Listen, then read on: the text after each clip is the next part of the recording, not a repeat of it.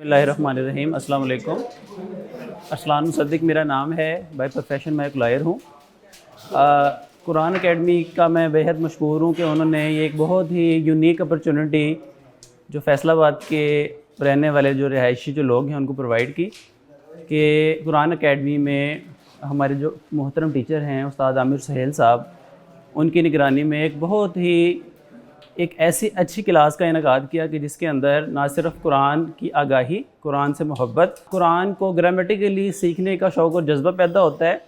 इसे अल्हम्दुलिल्लाह हमने बहुत इस्तिफ़ादा किया और मैं फैसलाबाद के बल्कि पूरे पाकिस्तान के जो ख़ास तौर पर जो यूथ है और बाकी तमाम एज के जो लोग हैं उनसे भी मैं यही गुजारिश करता हूँ कि ये इस तरह की जो यूनिक अपॉर्चुनिटीज़ हैं इससे वो लाजमी फ़ायदा हासिल करें और कुरान पाक की जो मोहब्बत है उसका जो शौक़ और जो ज़ौक़ है उसको हासिल करें ताकि दुनिया और आखिरत की कामयाबी हासिल कर सकें। बहुत शुक्रिया।